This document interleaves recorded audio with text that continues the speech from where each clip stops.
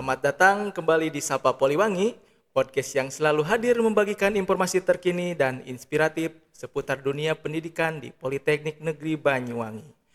Perkenalkan, saya Furi dan di episode kali ini kita akan ngobrol santai tapi penuh insight dengan salah satu jurusan strategis yang menjadi tulang punggung pembangunan infrastruktur bangsa, yaitu jurusan Teknik Sipil. Dan sudah hadir bersama saya di sini sosok yang sangat luar biasa yang akan berbagi banyak cerita dan pengalaman seputar jurusan ini. Di episode kali ini kita kedatangan tamu spesial yaitu Ketua Jurusan Teknik Sipil Poliwangi, Insinyur Wahyu Nariswari, STMT.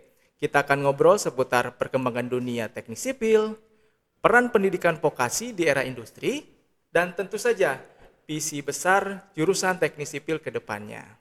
Selamat datang Bu Naris. Selamat datang. Terima kasih sudah mengundang saya. Terima kasih juga di sini Ibu sudah berkenan hadir di Sapa Poliwangi. Apa kabar Ibu? Alhamdulillah baik. Baik. Nah, untuk membuka obrolan pada sesi kali ini, boleh diceritakan sedikit Bu, bagaimana sih awal mula dan perkembangan jurusan Teknik Sipil di Poliwangi ini? Jadi seperti transformasinya sehingga menjadi jurusan yang unggul Ibu seperti sekarang saat ini. Seperti Oke, terima kasih pertanyaannya. Saya boleh manggilnya siapa? Furi Bu. Mas Furi atau Pak Furi? Boleh, siapa saja Bu. Oke, Pak Furi, terima kasih sekali sudah mengundang saya selaku Ketua Jurusan Teknik Sipil. Mungkin banyak sekali ya kalau diceritakan histori terkait teknik sipil, karena teknik sipil ini salah satu program studi tertua di Politeknik Negeri Banyuwangi. Jadi saat itu di tahun 2008 ya, Politeknik Negeri Banyuwangi, belum negeri ya, Politeknik Banyuwangi dulu itu masih di bawah Yayasan Pendidikan Tinggi Banyuwangi, itu hanya terdiri dari 3 program studi. Prodi, ya. Salah satunya adalah teknik sipil. Oh, teknik sipil. Tentunya sudah banyak sekali lika-liku teknik sipil untuk mendidik mahasiswa dari kurikulum A sampai dengan kurikulum Z. Okay. Jadi di tahun 2008, kemudian di 2013 kita negeri D3 ya kalau teknik sipil. Ya. Awalnya dulu belum ada jurusan, Pak. Oh, betul. Dulu itu masih prodi semuanya. Kemudian di tahun 2017 ya kira-kira diangkatlah ketua jurusan pertama yang saat ini menjadi direktur, Pak Sofi. Pak Sofi, nah, itu betul. adalah ketua jurusan pertama. Kemudian yang kedua adalah Pak Enes, berakhir di tahun 2022. Kedua, ya. Kemudian saya dari 2022 sampai nanti insya Allah di 2025 ini ya. Betul. Tuh. Nah, jurusan teknik sipil ini sekarang sudah memiliki 4 program studi. Ya. Yang dulu awalnya cuma D3 teknik sipil, dan pada masa itu semua diminta untuk upgrading dari D3 menuju D4, karena kita merasa industri masih butuh sekali lulusan D3, maka saat itu kami bertahan di D3. Tapi alhamdulillah dari tekad bertahan tadi kita menuai hasil saat ini, karena ternyata kebutuhan D3 sampai saat ini tuh masih banyak. Teman-teman yang kemarin sudah terlanjur upgrade pun ternyata juga malah ingin mengajukan. Kembali, masih ada yang D3 itu ya, betul. Ingin mengajukan tapi ternyata tidak boleh. Tidak boleh, karena tidak bilang downgrade, memang saat ini harusnya naik kelas gitu kan. Naik kelas, sehingga kita yang D3 tetap ada, tapi kita mengembangkan 3 program studi yang lain, yaitu ada D4, itu sejak tahun 2023 ya. 2020. Ya, ketika saya menjabat, saya menambah sudah 3 prodi, dari yang awalnya jurusan teknik sipil hanya memiliki 1 program studi, yaitu D3 teknik sipil. Kemudian kemarin 2023 saya menambah D4 teknologi rekayasa konstruksi jalan dan jembatan. Ini juga dari hasil survei kuesioner dari industri, kebutuhannya untuk alumni yang memiliki kompetensi di bidang jalan dan jembatan. Kemudian yang baru lahir dan akan beroperasi di tahun ini itu yang GRES adalah D4 TRKBG atau Teknologi Rekayasa Konstruksi Bangunan Gedung, dan D4 MK Manajemen Konstruksi. Berarti dari semua prodi itu mempunyai ciri khas Bu ya atau betul, keunggulan program studi masing-masing. Nah, dari program studi di jurusan teknik sipil ini apa sih Bu keunggulannya dibandingkan misalkan dari jurusan teknik sipil di luar sana gitu ya? Ini belum berbicara dengan teknik sipil di luar sana ya. Jadi kalau kita ngomongin tentang teknik sipil dulu. Selama manusia hidup dia selalu butuh pembangunan. Betul. Jadi tidak akan ada habisnya kebutuhan kompetensi alumni di bidang teknik sipil. Betul, gitu ya. betul. Kalau dibandingkan dengan teknik sipil yang lainnya, kita memang harus memiliki ciri khas ketika kita mengajukan program studi baru, gitu kan ya. Kita kan harus menunjukkan kekhasan, gitu kan ya. Betul kekhasan. sekali. Jadi kalau D3 teknik sipil itu kekhasannya adalah ATNM atau Advanced Teknologi Material, gitu ya. Jadi kita bergeraknya di sana. D3 teknik sipil ini tadi karena tertua ya, di 2018 itu kan dia fokusnya teknik sipil umum. Kemudian kita fokuskan ke gedung, bangunan betul, gedung. ya. Makanya dia kekhasannya adalah ATNM. Kemudian TRKJJ. Kalau TRKJJ ini karena kita berada di wilayah Banyuwangi juga, laboratorium alamnya juga ada. Dia spesifik ke infrastruktur jalan dan jembatan betul. yang khasnya di tanah ekspansif. Oh gitu. iya. Itu yang Fokusannya gitu ya, di tanah ekspansif. Kalau TRKBG itu bangunan gedung berkearifan lokal. Iya, kalau betul. yang manajemen konstruksi yang sustainable atau berkelanjutan. Berkelanjutan. Ya, semua punya inilah goals masing-masing. Dan masing-masing. itu sudah kita lakukan survei bahwa kita nggak boleh sama dengan yang politeknik lain. Kita harus memiliki keunggulan yang memang benar-benar hanya kita yang punya. Betul. Memang menarik sekali di sini program studi yang ada di teknik sipil ya, khususnya di Politeknik Negeri Banyuwangi, betul. Memang berbicara tentang fasilitas nih pembelajaran tentu menjadi hal yang sangat penting, Bu ya. Jadi bisa dijelaskan fasilitas apa saja di teknik sipil nih yang tersedia di Poliwangi khususnya. Kita punya selain laboratorium, kita juga punya studio gambar ya. Jadi kalau laboratorium ada laboratorium uji tanah, ada uji beton, kemudian ada laboratorium workshop kayu gitu ya. Kemudian workshop beton gitu ya. Dan lain sebagainya. Ada DK juga punya. DK itu adalah desain konstruksi ya, atau lab komputer. Itu ada DK1, ada DK2, yang mana yang DK2 ini spek komputernya luar biasa tinggi. Ya, udah bisa BIM ya. Saat ini kan yang lagi isu di dunia konstruksi itu adalah penerapan BIM. Jadi di DK2 itu speknya sudah nggak main-main, dan itu kita dapatkan dari hibah kompetitifan pada saat itu. Oke, jadi memang sangat kompleks sekali memangnya untuk fasilitas pembelajaran khususnya di teknik sipil ini, dari mulai lab, kemudian tadi studio gambar, alat praktik dan alat fasilitas pendukung lainnya. Bahkan mitra-mitra kita selama ini itu kan mereka butuh mengujikan bahan ujinya gitu kan ya. Di seluruh Banyuwangi mungkin bahkan sampai area Jember pun yang ada di Poliwangi, sehingga kita sampai antri-antri kadang-kadang ya uji betonnya atau uji tarik besi dan lain sebagainya, karena memang kan yang memiliki alat tersebut tidak banyak gitu ya. Jadi di jurusan teknik sipil ini bisa membantu gitu ya dalam pekerjaan di dunia nyata seperti itu. Nah, untuk ini kita beralih Bu dari fasilitas kemudian ciri khas prodi gitu ya. Nah, pasti di balik kualitas pendidikan yang baik gitu kan, ada pengajar-pengajar yang hebat tentunya. Nah, di teknik sipil ini boleh diceritakan Bu, seperti apa sih profil dosen dari teknik sipil tersendiri? Alhamdulillah kalau semua dosen, yang pertama mungkin sebelum jenjang pendidikan ya Pak ya. Iya betul. Kami semuanya 100% tersertifikasi kompetensi. Karena kalau di bidang konstruksi kan wajib kita melakukan sebuah operasional konstruksi itu harus bersertifikasi betul ya. Sehingga 100% semuanya tersertifikasi, dan bahkan satu dosen bisa memiliki sertifikat kompetensi 1 atau 2 gitu ya. 1, 2, 3, bahkan 4, bahkan 5 mungkin ya. Jadi sangat berpengalaman sekali gitu ya. Teman-teman dosen pun ada juga beberapa banyak yang dulunya adalah praktisi. Praktisi, terus kemudian sekarang menjadi dosen. Nah, kalau jenjang pendidikannya yang sudah melaksanakan jenjang pendidikan S3 yang sekarang bentar lagi akan lulus ya, itu ada 1 doktor gitu ya. Kemudian yang sedang mengenyam pendidikan ada 2 doktor di UGM ya, dan juga ITS. Jadi memang dari kualitas pendidikan yang baik gitu ya, dosen kita pun sudah mumpuni gitu ya.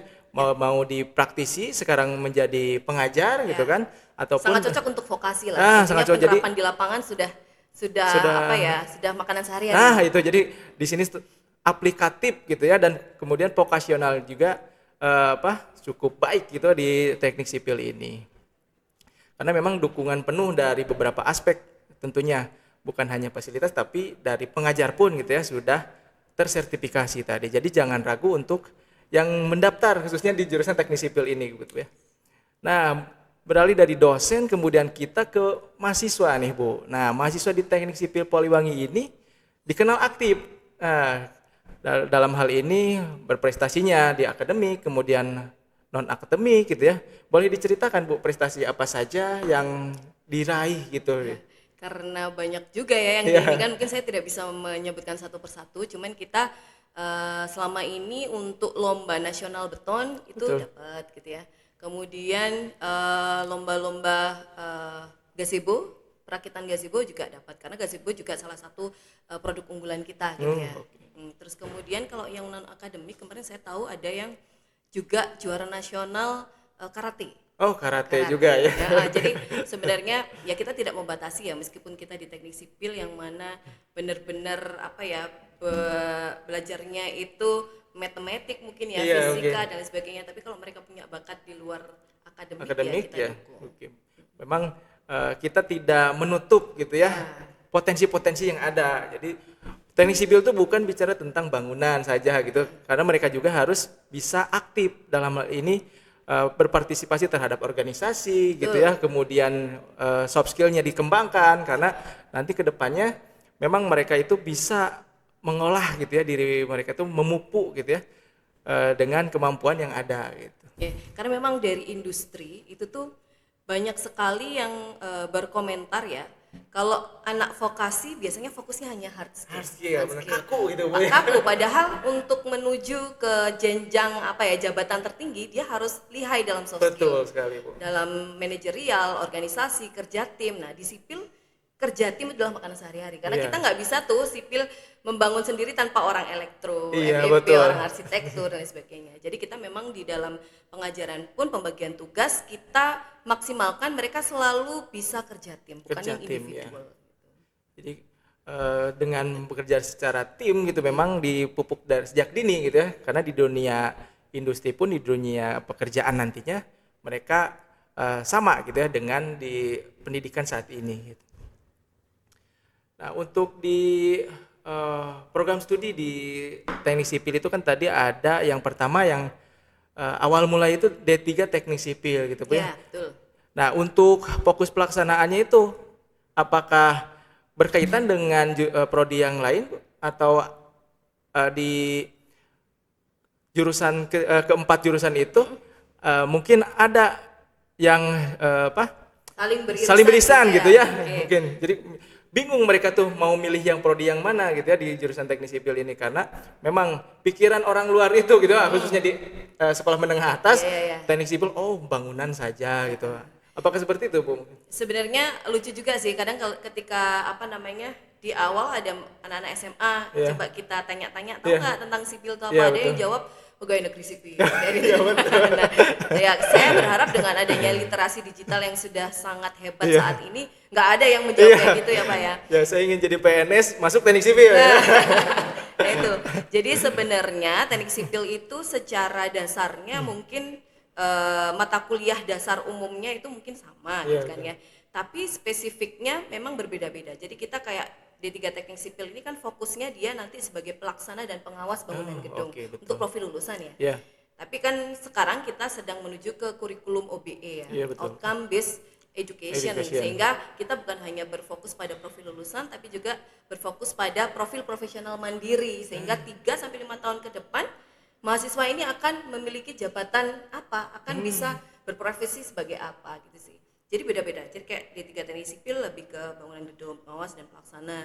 Kalau TRKJJ pun juga ya infrastruktur jalan dan jembatan gitu kan ya, dan lain sebagainya. Jadi MK juga punya profil profesional mandiri sendiri, profil lulusan sendiri, yang mana di situ juga termuat CPL di dalam setiap mata kuliahnya gitu.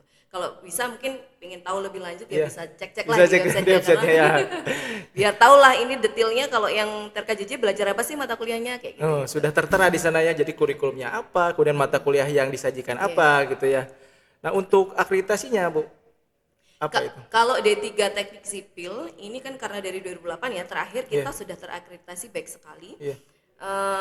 Pada tahun ini memang jor-joran ya Iya, energi full gitu ya.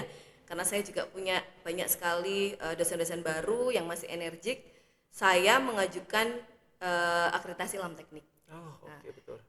LAM teknik kan sudah begitu kompleksnya ya. Iya. Namun saat itu juga saya mengajukan pilot project IABI, akreditasi internasional. Internasional juga Internasional. di Karena apa? sosok ya. Kenapa saya milih akreditasi internasional padahal saat itu sedang sibuk-sibuknya juga LAM teknik gitu kan ya. Karena itu adalah pilot project. Ketika pilot project pasti kan ini adalah hal pertama yang mungkin masih bisa kita jadikan yang sama-sama masih belajar gitu ya, menemukan bagaimana sih akreditasi atau tata kelola internasional yang baik gitu ya. Betul. Gitu. Ya itu menjadi suatu momen besar sih di jurusan kami. Jadi kami punya 2 akreditasi gawe besar lah ya. Iya, betul.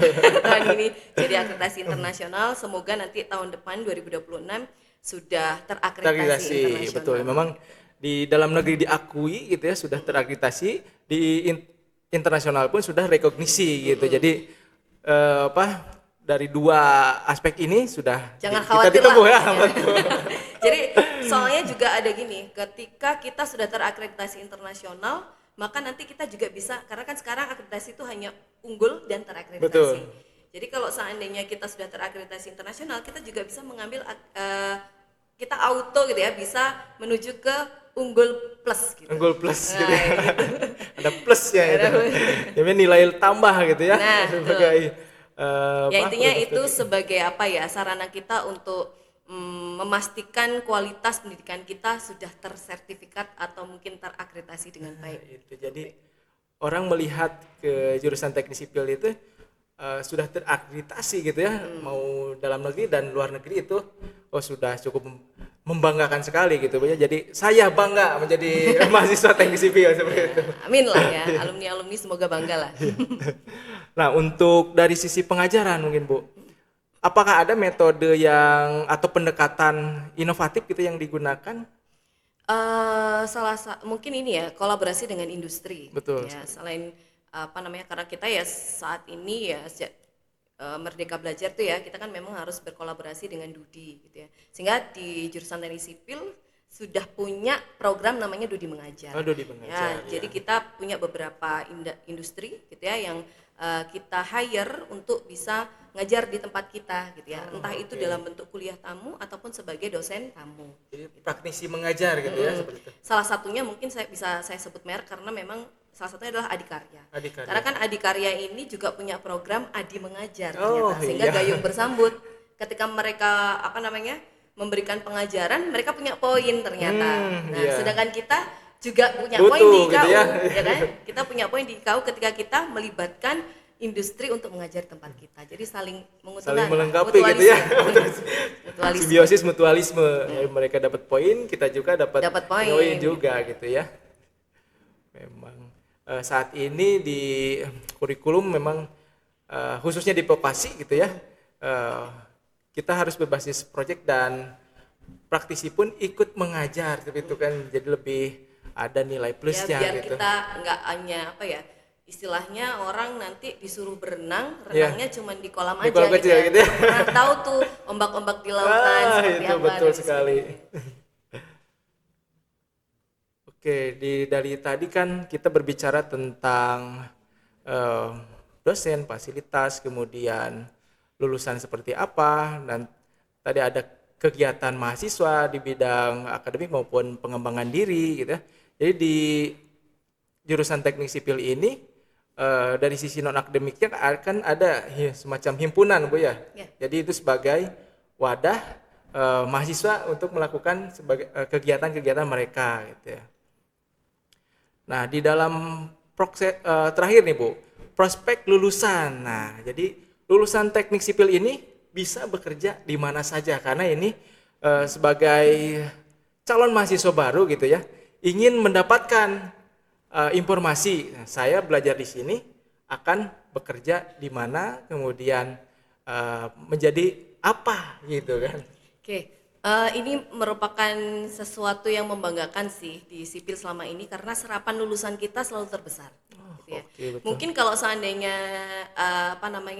di awal masuk dibandingkan jurusan-jurusan yang lain bukan nomor satu yang diminati mungkin ya, Oh, iya, bukan betul. yang paling banyak diminati karena mereka juga mungkin taunya sipil tuh apa sih harus Iya, kayak betul. kuli gitu ya mungkin ya dan lain Pikirannya sebagainya. Padahal ketika sudah terjun di sana, ketika merasa dompetnya udah tebal ya Iya. dia nggak akan keluar-keluar tuh dari bidang konstruksi gitu kan ya.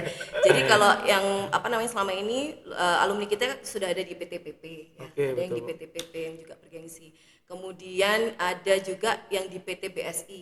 Oh, PT Ini BSI beberapa sini ya. banyak juga yang di BSI dan juga ya PT-PT yang besar yang lainnya yang bergengsi itu menyerap alumni kita gitu ya. Bahkan sekarang kita juga sedang kerjasama dengan Adikarya dan juga PTPP. Apabila ada 10 besar mahasiswa Poliwangi dengan indeks prestasi tertentu Tertentu, yang ya. itu kita diminta untuk mengajukan kepada mereka. Mengajukan, jadi sehingga mereka langsung ini ya. self assess Rekomendasi dari kita kasih gitu ya. rekomendasi gitu. Sehingga apa ya serapan alumni itu tidak pernah yang namanya teknik sipil nganggur lama gitu ya. Jadi kita alhamdulillah selama ini prestasinya belum wisuda mereka sudah terserap. Ya. Ini anak-anak yang PA kemarin kan saya perwalian gimana udah dapat tempat kerja gitu kan ya. Sudah Bu di tempat magang yang kemarin. Jadi Oh, udah langsung betul dipanggil sekali berarti ya. apa ya? Reviewnya berarti oke gitu kan ya. Dia udah langsung diajak sama tempat magang yang kemarin. Karena pas ketika kuliah ada istilahnya magang kerja industri Ya seperti betul, itu ya. MKI. MKI ya, di sana mereka mencari tempat magang gitu ya. Nah, mudah-mudahan di sana mereka itu dapat Performanya performanya bagus, bagus, kemudian terserap gitu ya. Ya. Dilirik oleh perusahaan-perusahaan atau industri tersebut gitu ya. Makanya saya selalu berpesan kepada anak-anak ketika magang ini bukan sembarangan ya. Ketika kalian magang itu tunjukkan performan terbaik kalian. Betul sekali Karena itu. di tempat magang itu kalian dinilai ketika penilaian mereka bagus kalian langsung direkrut. Iya. Gitu. Jadi alhamdulillah ini anak-anak sudah mulai menjaga apa ya performanya gitu ya supaya dirasa oh saya ini mampu. Gitu. Itu sih Pak. Oke, menarik sekali di sini untuk istilahnya prospek lulusan gitu ya. Istilah tadi kan sebelum lulus mereka sudah terjamin gitu ya, karena banyak bukan hanya misalkan di sisi sipil gitu ya, di instansi pemerintahan pun misalkan Iya. di dinas kita Dinas, seperti betul. itu di Bina Marga gitu ya, itu kan memang ada Bahkan juga di bank bank ada ya. bahkan di bank Oke. karena kan dia perlu ada survei-survei yang berkaitan dengan teknik sipil Ya, gitu teknik kan sipil ya. gitu ya. Itu juga bisa jadi nggak melulu harus di bidang konstruksi saja betul. tapi di semua bidang yang membutuhkan penilaian atau penelaahan dalam segi konstruksi mereka juga bisa masuk. Bisa masuk gitu ya. Oke, jadi jangan cemas gitu ya, jangan ragu untuk memilih jurusan teknik sipil ya. Ya, nanti kalau udah jadi konsultan, udah jadi kontraktor, yang penting jangan lupalah Ah, sama kita oke. dosen-dosennya. Karena anak-anak kebanyakan nih datang-datang udah bermobil Pak. Wih, mantap sekali nih. Terus kemudian nyumbang, kemarin beberapa alumni udah ada yang nyumbang tanaman kadang-kadang, nyumbang Iya. dana. dan Berkontribusi sebagainya. gitu ya terhadap Berkontribusi. jurusan ya, khususnya di teknik sipil ya. Biasanya umumnya kalah udah. Aduh, Sudah tebel mereka. jadi makin semangat nih buat adik-adik yang ingin kuliah Bu di teknik sipil Poliwangi gitu. Nah, terakhir Bu, pesan Ibu untuk para mahasiswa baru nih yang tahun ini akan masuk di jurusan teknik sipil. Gimana Bu? Maba yang mau masuk di jurusan teknik Ya, sipil. betul. Oke. Sebelumnya mungkin saya ucapkan selamat, congratulations kepada semua mahasiswa baru jurusan teknik sipil. Selamat datang di keluarga besar jurusan teknik sipil. Mungkin di awal adalah starting point yang paling penting, Betul gitu ya. sekali. Starting point yang paling penting karena ketika kita sudah kehilangan momen di awal, selanjutnya kita akan kehilangan energi berikutnya, gitu ya. Sehingga kalau memang adik-adik belum tahu apa itu teknik sipil, jadi silahkan diperdalam justru di awal-awal.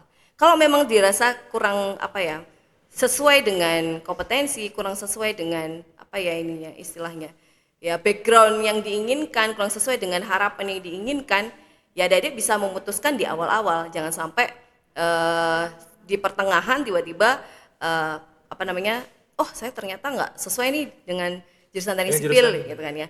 Nah, kalian akan cinta teknik sipil ketika kalian akan mengenal dari awal gitu ya. Gitu. Jadi pasti cinta karena hal yang dia mau jalani itu benar-benar dia pahami. Jadi memang adik-adik harus fokus, kadang-kadang kan anak-anak kuliah asal datang gitu kan ya di awal-awal terus kemudian akhirnya tidak memaknai sebenarnya mau ngapain sih, sudah semester 5 nanti mau kerja di mana sih gitu kan. Mereka kan betul. momennya telat gitu. Jadi di awal itu harus benar-benar fokus mengenali dulu sebenarnya teknik sipil itu apa, sehingga kita sudah punya program, saya harus berteman dengan siapa, saya harus berkolaborasi dengan siapa, saya harus mencari kerjaan kemana tuh nanti. Nah ini harus di starting pointnya adalah ketika maba justru. Betul. Awal mula gitu ya, jadi memupuk gitu sejak memupuk kecintaan dan mengenal sejak awal. Ya itu, wah luar biasa sekali nih Bu. Gak terasa ya kita Bu ngobrol panjang dan mendapatkan begitu banyak informasi ya Bu Naris tentang jurusan teknik sipil di Poliwangi ini. Mungkin sekilas info aja ya Pak ya, ini kita kan sudah punya 4 prodi ya. 4 prodi. Kebetulan per hari ini tadi kita mengajukan prodi baru lagi, baru disetujui di Senat, yaitu program studi arsitektur. Waduh luar biasa sekali ini, jadi banyak pilihannya nih. Silakan ditunggu di tahun 2026. Oke, baik. Kita sudah berada di ujung obrolan nih Bu ya, perbincangan kita yang sangat hangat gitu ya. Panjang sekali tentang sejarahnya, fasilitas, kemudian keunggulan kurikulum, hingga prospek kerja yang sangat menjanjikan ini. Jadi buat Sobat Brangko di seluruh Indonesia Bu, jadi bukan hanya Banyuwangi di sini ya, seluruh Indonesia kita terbuka sangat lebar gitu ya. Jadi kalau kalian tertarik membangun masa depan di dunia konstruksi dan infrastruktur, jurusan teknik sipil di Poliwangi ini adalah pilihan yang sangat tepat gitu ya Bu ya. Betul sekali. Jadi kalian kalau ada pertanyaan langsung aja bisa menulis di kolom komentar gitu. Kemudian atau kunjungi website resmi kami di poliwangi.ac.id, kemudian nanti bisa masuk ke jurusan teknik sipil. Di sana ada kurikulum, kemudian mata kuliah yang diampu, kemudian ada profil dosen gitu ya, dan macam sebagainya untuk mendalami. Di sipil.poliwangi.ac.id. Itu dicatat ya baik-baik ya. Jadi kalau ada pertanyaan bisa langsung aja kalian bisa menghubungi di sosial media gitu ya, di website, juga. Instagram, YouTube sekalian. Kemudian ada customer service gitu ya. Kalian bisa tanya-tanya pertanyaan apapun gitu ya. Karena di saat ini memang teknik sipil itu sangat digandrungi gitu ya. Ya, terima kasih banyak Bu Naris di sini atas waktu dan insight-nya yang sangat berharga ini. Saya Puri pamit undur diri, sampai jumpa di episode selanjutnya hanya di Sapa Poliwangi. Kita salam vokasi dulu Bu. Oh gimana? Sapa Poliwangi. Oh gitu. Iya, salam vokasi dari kami. Salam cukup vokasi. Sekian.